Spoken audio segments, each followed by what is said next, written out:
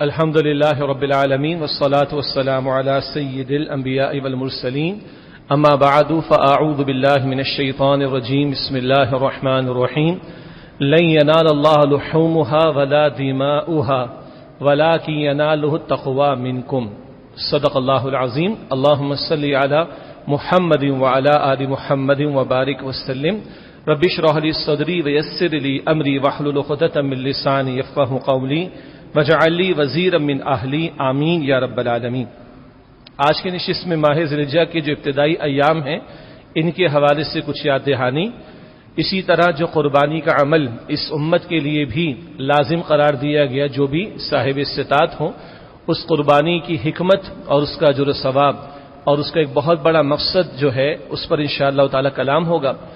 ساتھ ہی ہر سال گزشتہ کچھ سالوں سے جب یہ قربانی کے ایام آتے ہیں تو اس قربانی کے عمل سے توجہ ہٹانے کے لیے ایک بڑے ہی شوگر کوٹڈ انداز میں ایک رویہ اختیار کیا جاتا ہے کہ صاحب میں اس سال قربانی نہیں کر رہا، میں نے اس دفعہ جو ہے وہ ٹھنڈے پانی کا لوگوں کے لیے انتظام کرنے کا ارادہ کیا ہے، اس سال میں قربانی نہیں کر رہا، میں کسی یتیم خانے میں پیسے دے دوں گا۔ یہ بات پچھلی چند سالوں سے مستقل چلتی آ رہی ہے، تو اس کے حوالے سے بھی جو ایک فتنہ ہے یا شریعت کے حکم سے توجہ ہٹانے کی جو کوشش کی جا رہی ہے اس پر بھی انشاءاللہ تعالی کلام کریں گے۔ اب اس سیدنا ابراہیم علیہ السلام کی زندگی جو تمام کی تمام امتحانات سے بھری ہوئی ہے، اور جن امتحانات کی انتہا یہ تھی کہ سیدنا ابراہیم علیہ السلام سے اللہ سبحانہ وتعالی نے یہ تقاضا کیا کہ اپنے اکلوتے بیٹے کو اپنے ہاتھ سے ذبح کر دیں۔ واقعہ ہم سب کے علم میں ہے، اور اسی کے تسلسل میں آج یہ قربانیاں ہیں جو ہم اللہ کی راہ میں پیش کرتے ہیں، جنہیں نبی اکرم صلی اللہ علیہ وسلم نے فرمایا کہ سنت ابیکم ابراہیم، یہ تمہارے والد ابراہیم علیہ السلام کی سنت ہے قربانی پیش کرنا۔ ان قربانیوں کے بعد اللہ تعالیٰ فرماتا ہے ابراہیم علیہ السلام کو انی جاعلک للناس اماما، اے ابراہیم میں تمہیں انسانیت کا امام بنانے والا ہوں۔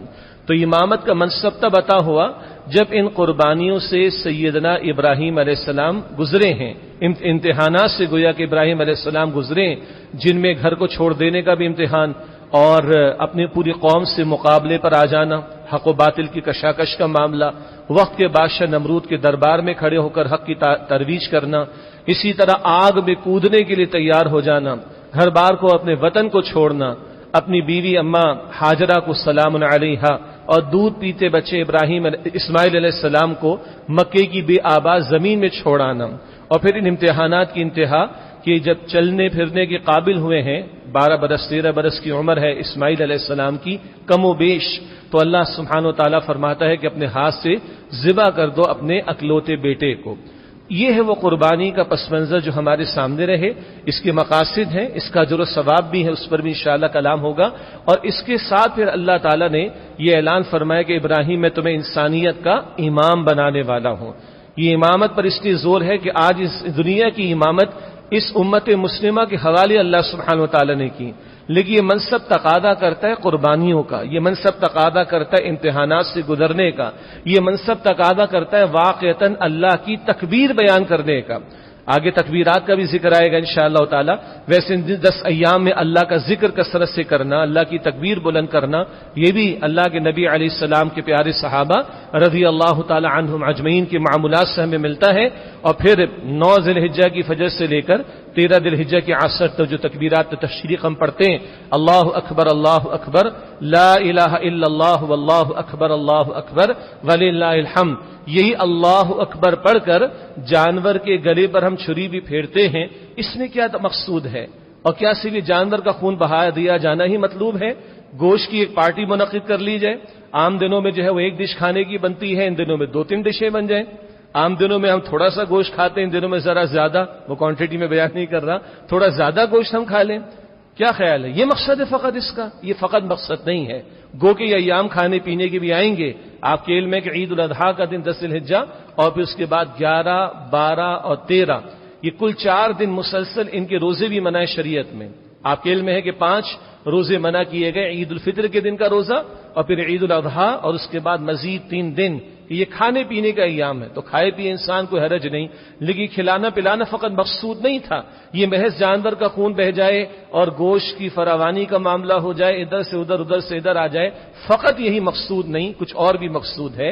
اس کی ابتدا میں آیت تلاوت کی گئی سورہ حج کی آیت نمبر 37 ہے، جہاں اللہ تعالیٰ نے ارشاد فرمایا کہ لن ینال اللہ لحومها ولا دماؤها ولکن ینالہ التقوی منکم، ان قربانیوں کا نہ خون اللہ کو پہنچتا ہے نہ گوشت اللہ کو پہنچتا ہے، اللہ کو تو تمہارا تقوی پہنچتا ہے، تمہارے جذبات کیا ہیں، احساسات کیا ہیں، للہیت کتنی، اللہ ہی کی خاطر سب کچھ کر دینے اور پیش کر دینے کا جذبہ تم میں کتنا پیدا ہوا، اللہ ان قربانیوں میں یہ دیکھنا چاہتا ہے۔ بہرحال یہ گفتگو جو آج انشاءاللہ ہمارے سامنے مزید ابھی آئے گی، پہلی بات یہ جو ذی الحجہ کا پہلا عشرہ ہے، اس کی بڑی فضیلت ہے۔ پچھلی مرتبہ جمعے کی جب یہ صفحے درست ہوتے ایک حدیث سے مبارک بیان کی جاتی ہے عام طور پر، تو نبی اکرم صلی اللہ علیہ وسلم کا وہ مبارک ارشاد بیان ہوا تھا صحیح بخاری شریف میں کہ سال بھر میں بندے کا جو عمل اللہ سبحانہ و تعالی کو سب سے زیادہ پسند ہے وہ ذی الحجہ کے ان 10 دنوں میں کیا جانے والا عمل ہے۔ عام طور پر ہمارے اس پر توجہ کم ہے، یعنی بچے ہیں وہ تو بہرحال جانوروں کے ساتھ گھومنے پھرنے پہ لگے ہوتے ہیں، بڑوں کے بھی معاملات ہم دیکھتے ہیں۔ ابھی بھی کسی نے پرچی بھیجی کہ قربانی تم پیش کر رہے ہیں جمعے میں، اول وقت میں آنے کی کوشش کر رہے ہیں کہ نہیں، چلیے وہ بھی مطلوب ہے۔ اگلا میرا سوال ہے کہ قربانی تو پیش کر رہے ہیں اللہ کے لیے، جتنے ہمارے محلے کے اندر جانور بندے ہوتے ہیں اتنے نمازی فجر کی نماز میں ہوتے ہیں؟ تعداد کے اعتبار سے بات کر رہا ہوں، چیک کریں نا۔ تو کیا ہے قربانی؟ بس جانور لائے، کھلایا پلایا، ذبح کیا، گوشت کھایا، چھٹی۔ کس کے لیے ذبح کر رہے ہیں؟ بہرحال تو ابھی بات ہوگی اس پر انشاءاللہ۔ تو یہ 10 دن جو ہیں اللہ کے نبی مکرم صلی اللہ علیہ وسلم نے فرمایا، صحیح بخاری شریف کی روایت ہے کہ ان 10 دنوں میں کیا جانے والا عمل اللہ رب العالمین کو سب سے زیادہ محبوب اور پسند ہے۔ اب اعمال بہت سارے، عبادات کو بجا لانا اور نیکیوں میں آگے بڑھنا، خیر کے کاموں میں آگے بڑھنا، گناہوں سے بچنا، اس پر توجہ کم رہتی ہے۔ ہمارے یہاں اعمال کے فضائل کا بیان تو ہے، بالکل صحیح بات ہے، یہ عمل کرو گے تو یہ ثواب ملے گا، یہ عمل کرو گے تو یہ اجر ملے گا، یہ نیکی کرو گے تو یہ ثواب ملے گا، یہ خیر کا کام کرو گے تو یہ اجر ملے گا، بالکل صحیح بات ہے۔ جتنا اعمال کے فضائل کا علم ہونا اور ان کی توجہ رہنا ضروری ہے، اتنا ہی گناہوں کی نحوست اور گناہوں کی تباہ کاریاں اور گناہوں کی سزائیں وہ بھی سامنے رہنی چاہیے۔ جتنا خیر کے اور نیکی کے کاموں میں آگے بڑھنا ضروری ہے، اتنا ہی گناہوں سے اجتناب کرنا بچنا بھی ضروری ہے۔ چنانچہ وہ حدیث سے مبارک کئی مرتبہ آئی ہمارے سامنے، نبی اکرم صلی اللہ علیہ وسلم نے ارشاد فرمایا کہ اللہ کی منع کردہ باتوں سے بچنے والے کا مقام اسی شخص کی طرح ہے جو ہمیشہ دن میں روزے کا اہتمام کرتا ہو اور رات میں قیام کا اہتمام کرتا ہو۔ وہ شخص جو اللہ کی حرام کردہ منع کردہ باتوں سے بچتا ہے، گناہوں سے بچتا ہے، اس کا وہی مقام ہے جو اس شخص کا مقام ہے کہ جو ہمیشہ دن میں روزے رکھتا ہو اور ہمیشہ رات میں قیام کرتا ہو۔ ایسی ایک حدیث آپ کے علم ذہن میں آ رہی ہوگی، وہ اخلاق کے حوالے سے کہ عمدہ اخلاق اور بہترین اخلاق کا مظاہرہ کرنے والا اس شخص کا رتبہ مقام پاتا ہے کہ جو روزانہ روزے رکھتا ہو دن میں اور ہمیشہ رات میں قیام کا اہتمام کرتا ہو۔ لیکن یہ جو حدیث مبارک میں عرض کر رہا ہوں یہ ہے گناہوں سے اجتناب کے بارے میں، کہ گناہوں سے بچنے والا، نافرمانی سے بچنے والا، اس کو وہی مقام اور رتبہ ہے جو اس شخص کا ہے کہ جو ہمیشہ دن میں روزے رکھتا ہو، ہمیشہ رات میں قیام کرتا ہو۔ تو اعمال یعنی جو خیر کے کام کرنے والے ہیں، جتنا ان میں آگے بڑھنے کی ضرورت ہے اتنا ہی گناہوں سے بچنے کی بھی ضرورت ہے۔ اسی طرح ایک حدیث میں آیا، اللہ کی حرام کردہ باتوں سے بچ جاؤ تم سب سے بڑے عبادت گزار ہوگے۔ اللہ کی حرام کردہ باتوں سے بچ جاؤ تم سب سے بڑے عبادت گزار ہوگے۔ یہ توجہ کیوں دلائی جا رہی؟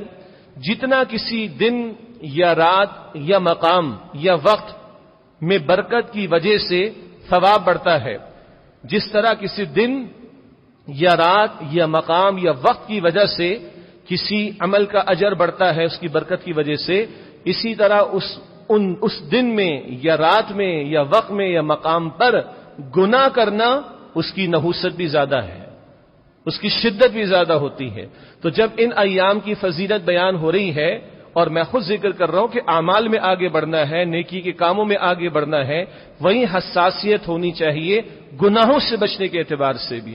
ہمارے ایک رخ میں تو بہت آگے بڑھنے کا اہتمام ہے، جو کہ اچھی بات ہے، نیکی میں، اعمال میں، عبادات کے امور میں، دیگر امور میں آگے بڑھنا بالکل صحیح بات ہے، اتنا ہی گناہوں سے بچنے کی بھی کوشش کرنی چاہیے۔ اللہ تعالیٰ مجھے اور آپ کو ہم سب کو توفیق عطا فرمائے۔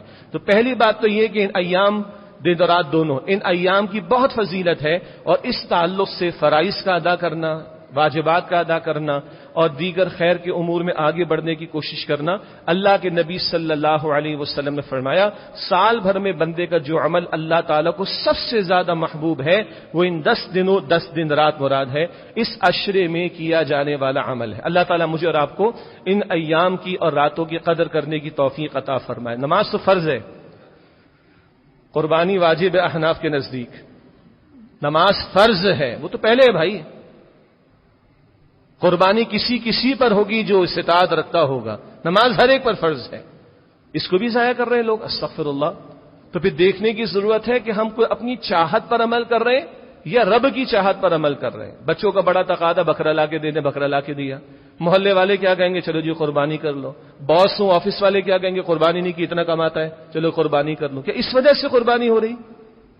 پھر تو یہ کچھ اور ہوا نا، یہ عبادت تو نہ ہوئی، یہ اللہ کے لیے تو عمل نہ ہو، یہ کچھ اور ہوا، یہ میری چاہت ہوئی، محلے والوں کی چاہت ہوئی، گھر والوں کی چاہت ہوئی، ایک معاشرے کا ٹرینڈ بن گیا، یا ناک کا مسئلہ، لوگ مجھے کیا کہیں گے، کیا اس وجہ سے قربانی؟ استغفر اللہ۔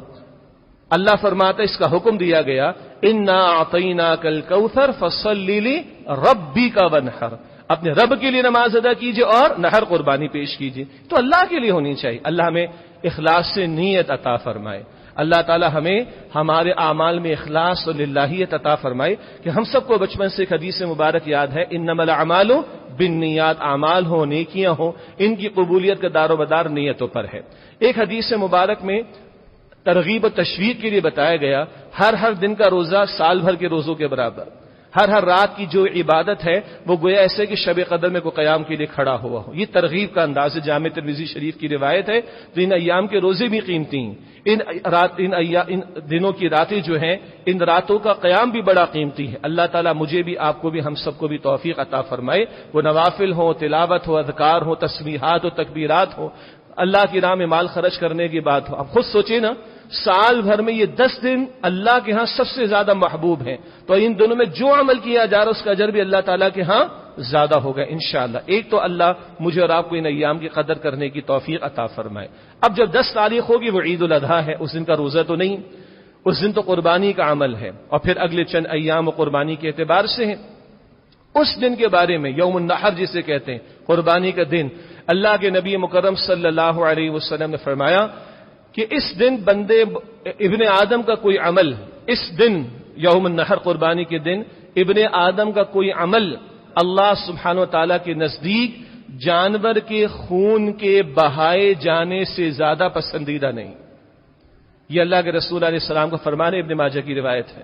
اس دن یعنی یوم النحر قربانی کا دن بندے کا کوئی عمل اللہ تعالیٰ کے نزدیک قربانی کے جانور کے خون کے بہائے جانے سے زیادہ پسندیدہ نہیں ہے۔ تو اس دن یہی کام کرنا ہوگا۔ یہی سے مراد اب جو نعرے لگ رہے نا، جی ہاسپٹل میں پیسے دے دیں، یتیم خانے میں پیسے دے دیں، بیواؤں کی کفالت کر لیں، یتیم بچوں کی کفالت کر لیں، اسکول میں کوئی فنڈنگ کر دیں، محلے میں جو ہے جناب کسی کے لیے شیلٹر کا اہتمام کر دیں، کہیں کسی کے لیے جو ہے وہ راشن کا انتظام کر دیں، بڑے خوبصورت نعرے ہیں۔ سال میں 360 دن کم نظر آتے ہیں نعرے، جیسے یہ ایام شروع ہوتے ہیں، قربانی کے دن آتے، یہ نعرے لگنا شروع ہو جائیں گے۔ اور یہ آج کی بات نہیں، یعنی میری بھی پیدائش سے پہلے کی باتیں ہیں۔ ہمارے اس دور کے اہل علم نے، اللہ ان کی مغفرت فرمائے، 50 سال پہلے بھی اس سوال کا جواب دیا۔ آج ذرا شوگر کوٹڈ انداز میں باتیں آ رہی ہیں۔ جناب کیا کریں، مہنگائی کا بڑا دورہ ہو گیا، اور لوگوں کو بھوک کے لالے پڑ گئے، کل کے زکات دینے والے آج زکات لینے والے ہو گئے ہیں، بڑا کرائسس کا معاملہ ہے، تو میں اس دفعہ قربانی نہیں کر رہا، میں جناب جو ہے نا فلاں ادارے میں پیسے ڈونیٹ کر دوں گا، میں فلاں جگہ راشن بانٹ دوں گا، میں اس دفعہ قربانی نہیں کر رہا، میں نے گھر کے باہر وہ کولر لگا دیا ٹھنڈے پانی کا، گرمی بہت شدید ہو گئی نا، حبس کا بڑا معاملہ ہو گیا، تو ٹھنڈا میٹھا پانی اس کا میں انتظام کر رہا ہوں۔ بھائی کس نے روکا آپ کو؟ کس نے پورا سال آپ کو روکا کہ آپ پانی پلائیں؟ اس سے روکا کسی نے؟ کس نے روکا کہ آپ یتیم کی کفالت کریں؟ کس نے روکا ہے کہ آپ کسی جس ادارے پر اعتماد ہے کہ ہاں جناب غربا کی یہاں پر کفالت کی جاتی ہے اس کو کس نے روکا ہے؟ سال بھر کرتے رہے کام. اس دن اللہ کے پیغمبر فرما رہے صلی اللہ علیہ وسلم اس دن قربانی کے جانور کے خون کے بہائے جانے سے زیادہ کوئی عمل اللہ کے محبوب نہیں. اور اللہ کے رسول علیہ السلام نے یہاں تک فرمایا جس کو اللہ نے استطاعت دی ہے اور وہ قربانی اللہ کی راہ میں پیش نہیں کرتا ہماری عیدگاہ میں بھی نہ ہے. وہ جس کو اللہ نے استطاعت دی ہے اور وہ قربانی پیش نہیں کرتا اللہ کی راہ میں ہماری عیدگاہ میں نماز کو بھی نہ ہے. پھر وہ شخص عیدگاہ میں آنے کا مطلب نماز کے لیے آنا نہ ہے ہمارے ہاں وہ. اللہ اکبر. اور ہمارے ہاں اس طرح کی شوگر کوٹڈ نعرے لگائے جاتے ہیں. ذرا غور کریں. باقی اس پہ اچھے کلام لوگوں نے پیش کیے ہیں کہ صاحب اتنی جو لاکھوں جانوروں کی قربانی ہوتی ہے یہ جانور ایک دن میں پلتا ہے کیا؟ وہاں سے شروع کرے نا. ایک بکری کے بچے کو لے کے کسی نے پالا اور جو پالنے والے ان کا پورا کاروبار ہوتا ہے اور یہ چند دنوں میں ان کی سال بھر کی کمائی ہوتی ہے. کتنے لوگ ہیں جو چارے کا کام کرتے ہیں, کتنے لوگ جو فصل اگاتے ہیں, کتنے لوگ ہیں جو ٹرانسپورٹیشن کا کام کرتے ہیں وغیرہ وغیرہ. یہ سب بعد میں جوابات ہیں. یہ سارے جوابات بعد میں. کیوں؟ شریعت کا جب حکم آتا ہے تو عقل نیچے رہتی ہے, حکم اوپر رہتا ہے. سمجھنے چاہیں گے تو وہ اکنامکس میں کہتے ہیں سرکولیشن آف ویلتھ بھی ہے اور اتنا جناب وہ روزگار بھی کریٹ ہوتا ہے, سب کچھ اپنی جگہ پر, وہ سب بعد میں ہے. پہلا جواب یہ ہے کہ اللہ کے رسول نے فرمایا صلی اللہ علیہ وسلم اس دن اللہ کی نگاہوں میں سب سے زیادہ بندے کا جو عمل مقبول ہے وہ اللہ کی راہ میں جانور کا پیش کیا جانا, قربان کیا جانا. ان دنوں میں تو یہی عمل کرنا ہوگا. باقی آپ کے پاس میرے پاس پورا سال موجود ہے, جائیے کیجئے. لیکن نعرے کیا لگوائے جا رہے ہیں, فتنہ کیا پھیلایا جا رہا ہے؟ قربانی نہ کی جائے بیواؤں کی کفالت ہو جائے, قربانی نہ کی جائے یتیموں کی کفالت ہو جائے, قربانی نہ کی جائے اداروں میں پیسے دے دیں, قربانی نہ کی جائے راشن کسی کو دلوا دیں. نہیں, یہ بالکل غلط بات ہے. اس دن میں یہی عمل کرنا ہوگا وہ کہ جس پر لازم ہے. جس پر لازم نہیں باتیں ختم, لیکن جو صاحب استطاعت ہے اس کو اس دن میں یہی کرنا ہوگا اور اس دن میں یہی عمل اللہ کو مطلوب ہے اور اس دن میں یہی عمل اللہ تعالیٰ کے ہاں مقبول ہے. یاد رکھنا چاہیے دین وہ نہیں ہے جو مجھے پسند ہے, دین وہ ہے جو اللہ اور اس کے رسول کو پسند ہے صلی اللہ علیہ وسلم. دین وہ نہیں جس میں ہمیں لگ رہا ہے کہ یہ بڑا اچھا لگ رہا ہے. نہیں, دین وہ ہے جس کو جو اللہ اور اس کے رسول کو اچھا لگے صلی اللہ علیہ وسلم. اللہ یہ مزاج میرا اور آپ کا ہم سب کا بنائے کہ اس کے حکم کے سامنے ہم اپنے آپ کو جھکائیں اور جو حکم رب کی طرف سے آئے اس کو اسی طریقے پر پورا کرنے کی کوشش کریں جیسے اللہ اور اس کے رسول علیہ السلام نے تقاضا کیا. اب آئیے, کسی کو آپ نے سنا کہ بھائی یہ تم لوگ اربوں روپیہ لگاتے ہو فلموں پر, ڈراموں پر, ناچ گانوں پر, ختم کرو اس کو, غریبوں پر خرچ کرو. سنے کبھی آپ نے؟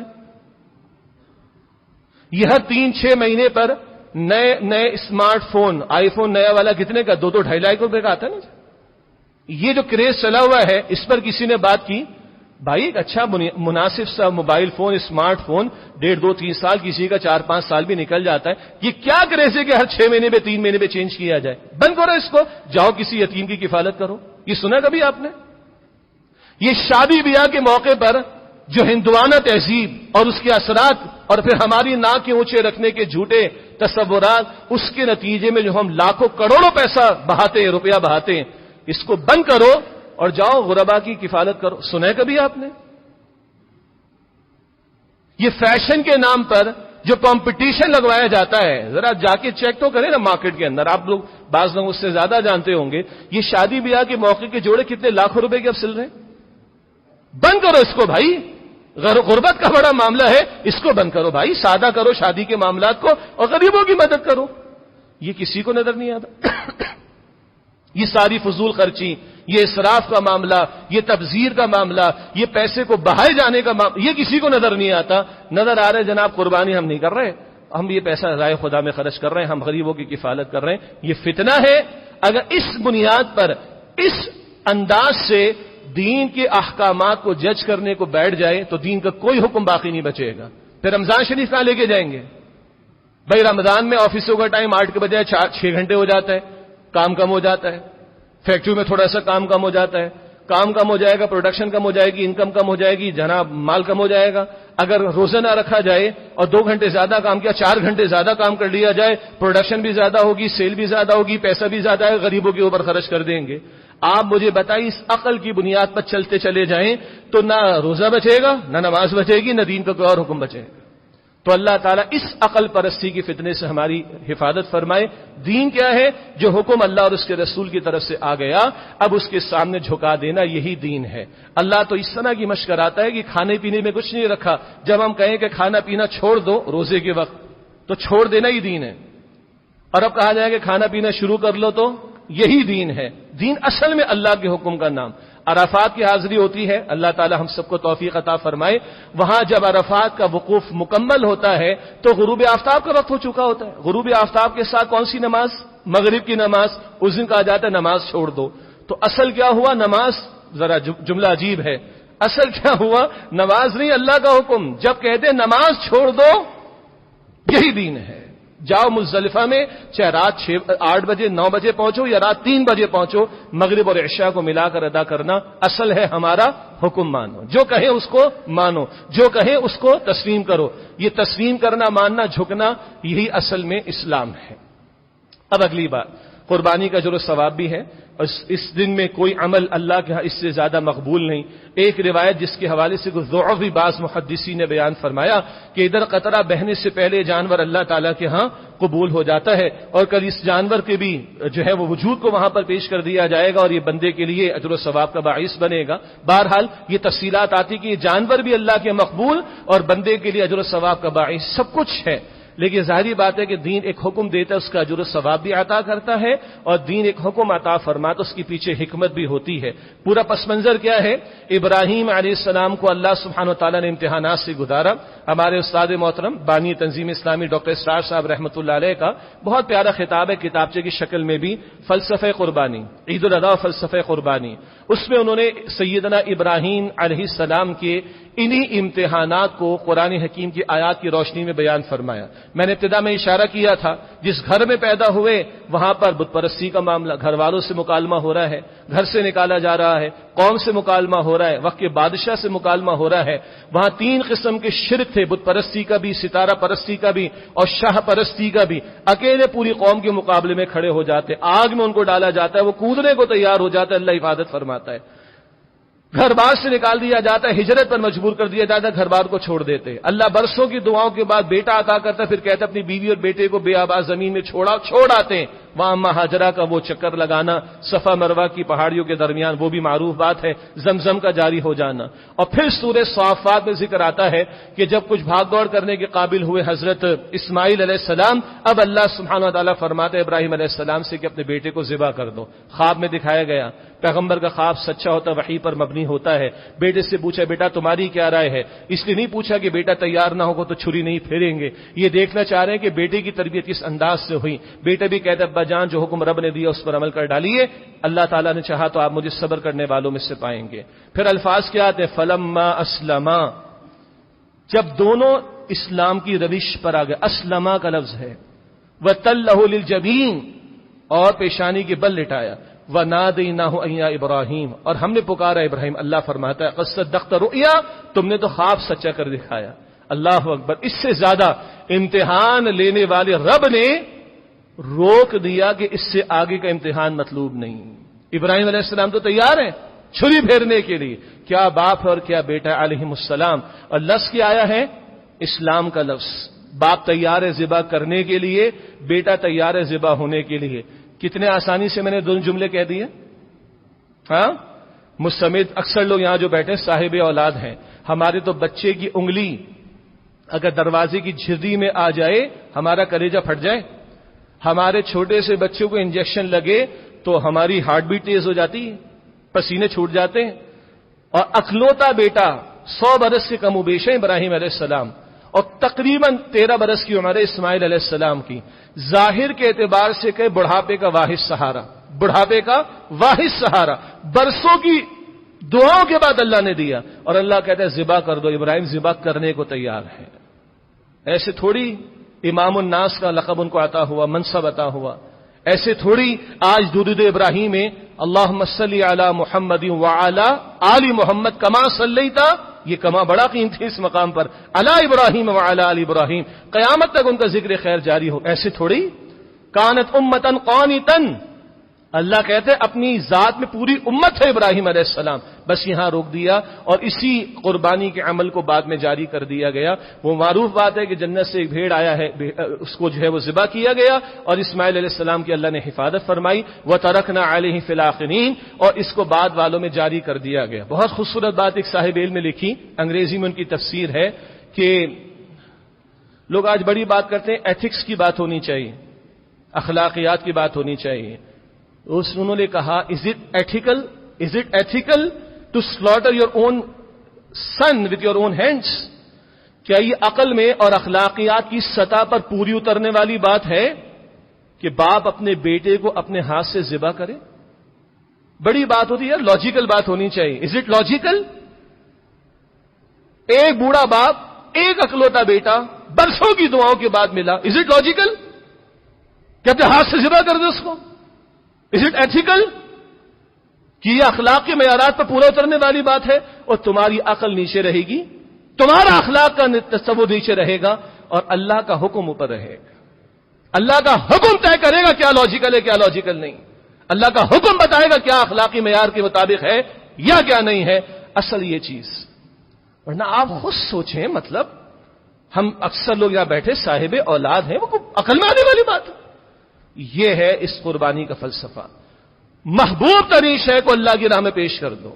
کسی نے چھوٹا سا آرٹیکل لکھا، پہلے بھی شاید میں نے کبھی یہاں ذکر کیا ہوگا ایک دو مرتبہ، کہتے ہیں کہ ہو از یور اسماعیل؟ اب آپ سوچو آپ کا اسماعیل کون ہے؟ Everything that weakens your faith and stop you from keep going in the way of Allah, it's your Ismail, and unless you slaughter your own Ismail you can not get closer to Allah سبحانہ وتعالی۔ تمہارا اسماعیل کون ہے؟ ہر وہ شے جو تمہارے ایمان کو کمزور کرے، ہر وہ شے جو تمہیں اللہ کی راہ میں آگے بڑھنے سے روکے، وہ تمہارا اسماعیل ہے۔ جب تک اسے سلاٹر نہیں کرو گے، اسے قربان نہیں کرو گے، اسے ذبح نہیں کرو گے، تم اللہ کا قرب حاصل نہیں کر سکتے۔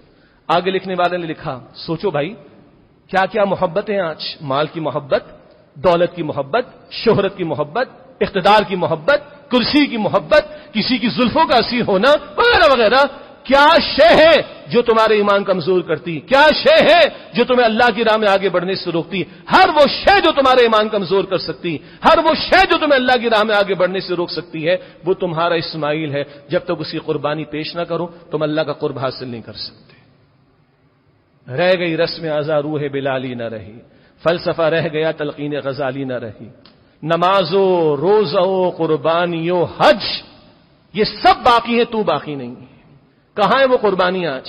ہم جانور کے گلے پر پڑھتے ہیں سورہ انعام کی آیت نمبر 162، ان صلاتی و نسکی و محیایا و مماتی للہ رب العالمین، بے شک میری نماز اور میری قربانی اور میرا جینا اور میرا مرنا سب اللہ کے لیے تمام جہان والوں کا رب ہے۔ پھر پڑھتے ہیں بسم اللہ اللہ اکبر۔ ایسے ہی ہے نا؟ کیا یہ دعا اس کا تصور بھی ذہن میں ہے؟ آج یہ چند ہزار کا کچھ لاکھ کا جانور ہمارے ہاتھ میں ہے، ہمارے کنٹرول میں ہے، اس کی گردن ہمارے پاس، ہم ذبح کر رہے ہیں۔ تو جانور تو پورا سال ذبح ہو رہے، کھانا تو پورا سال گوشت چل رہا ہے، سب کچھ چل رہا ہے، کیا مقصود ہے اس کے اندر؟ کیا اپنی خواہشات نفس پر چھری پھیرنے کو تیار ہے؟ اس دنیا کی محبت کے گلے پر چھری پھیرنے کو تیار ہے؟ اس نفس کی خواہشات کے گلے پر چھری پھیرنے کو تیار ہے کہ نہیں؟ اور یہ گردن اس کا مالک کون ہے؟ میری اور آپ کی گردن کا مالک کون ہے؟ اللہ۔ یہ تو اس کی امانت ہے، اس کو اس کے لیے پیش کر دینا اور اس کے لیے لگا دینا، اور اس کا تقاضا اس کے دین کا تقاضا ہو تو یہ جان اس کے حوالے پیش کر دینے کے لیے کیا میں تیار ہوں کہ نہیں؟ یہ قربانی ہے۔ ورنہ سورہ حج کی آیت 37 کا ذکر آیا تھا، لن ینال اللہ لحومها ولا دماؤها ولکن ینالہ التقوی منکم، اللہ کو نہ ان قربانیوں کا خون پہنچتا ہے نہ گوشت پہنچتا ہے، اللہ کو تو تمہارا تقوی پہنچتا ہے۔ جذبات تمہارے اندر کیا پیدا ہو رہے ہیں؟ کھانا تو پورا سال کھاتے، گوشت تو پورا سال کھاتے، ڈٹ کے کھاتے، جم کر کھاتے۔ یہاں کچھ اور مطلوب ہے، یہاں کچھ اور مقصود ہے، وہ ہے جو اس قربانی کا فلسفہ اپنی محبوب ترین شے کو اللہ کے لیے پیش کر دینے کے لیے تیار ہے نا۔ اور اللہ اکبر اس پر انشاءاللہ عید کے موقع پر اور آئندہ جمعے کچھ ذکر کریں گے۔ یہ تکبیر کا مطلب فقط یہ کہ اللہ اکبر نماز میں ہو جائے، اذان میں ہو جائے، اقامت میں ہو جائے، ہم گھر چلے جائیں، نہ۔ تکبیر تو ہے کہ ہمارے اور آپ کے گھرانوں میں اللہ کو بڑا مانا جائے۔ تکبیر تو یہ ہے کہ آپ کے ہمارے کاروبار میں اللہ کو بڑا مانا جائے۔ تکبیر تو ہے کہ ہماری پارلیمنٹ میں اللہ کو بڑا مانا جائے۔ یہ ہے تکبیر۔